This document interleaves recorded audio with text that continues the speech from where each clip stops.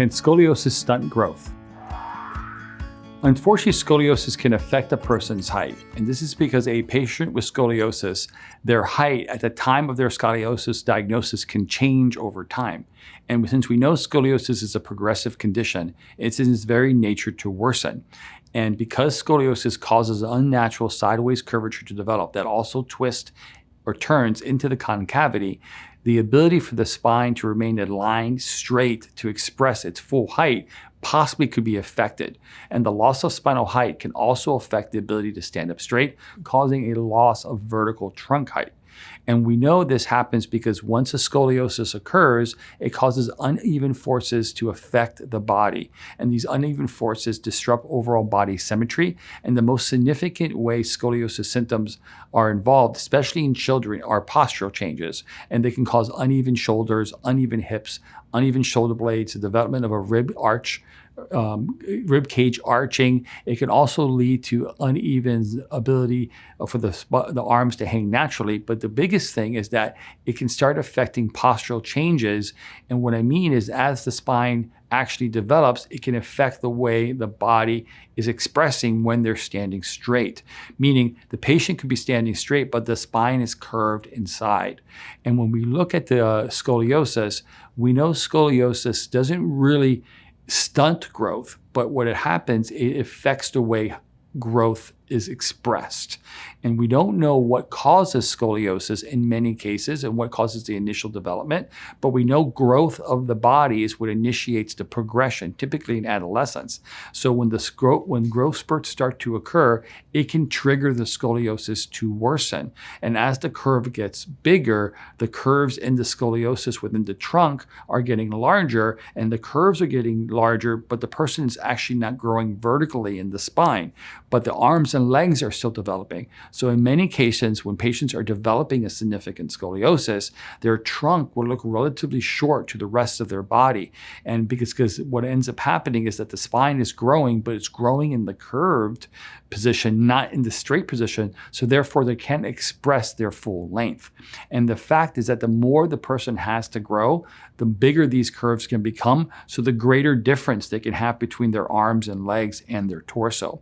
And when we look at physical changes that could occur to the body, since these curves start occurring, they can start affecting the way the body is actually moving, and they can lead to changes in balance and coordination, and gait can also be common with scoliosis. And we also know scoliosis can develop in any area of the spine, but the most common is the thoracic spine and the lumbar spine. But when we start affecting different areas that affect different areas of the torso, we start leading that body starts looking different relative to the vertical plane of other areas of the body. In addition, we also know scoliosis is responding to growth, but in the adult form, scoliosis also becomes compressive. And the compressive nature of scoliosis happens because gravity is pushing down on the scoliosis. And when gravity pushes down, it causes this uneven pressure, causes this curve to increase over time. And as it increases over time, the scoliosis can start causing pain. It's causing pain because it's compressing. So once it starts compressing, the curves become larger, and now the person can start losing height. And it starts losing height, it can start causing pain, causing a decrease in length of the torso. And we typically see like ribs and waist separation start becoming smaller and smaller and smaller, especially in adult cases and especially in older stage life. So we know scoliosis can affect height in the adult cases, and it's normally associated with compressive condition, and it's normally associated with pain. Now, when we look at scoliosis, what's the best way to prevent this short torso appearance in the adolescent and this decrease of height in the adult form? And even though there's no two cases of scoliosis are the same, we know that scoliosis will range wildly in severity when it comes to mild curves, moderate curves, severe curves, and very severe curves. And we know in very severe curves, you're going to have more noticeable effects regarding of torso to legs and arms, and also decreased in height. But we know any progression can lead to the way this affects it. So the best way to minimize effect is to minimize the size of scoliosis by treating scoliosis proactively.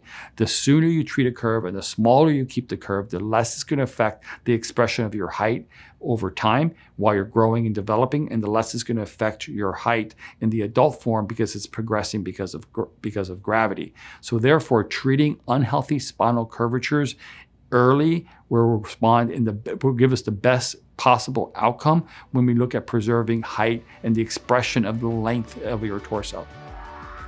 Thanks for watching. I hope you found this information helpful. If you have any questions about this topic or other scoliosis questions, type in the comments below and let us know. And finally, subscribe and hit the bell icon to be notified of when we publish new videos just like this.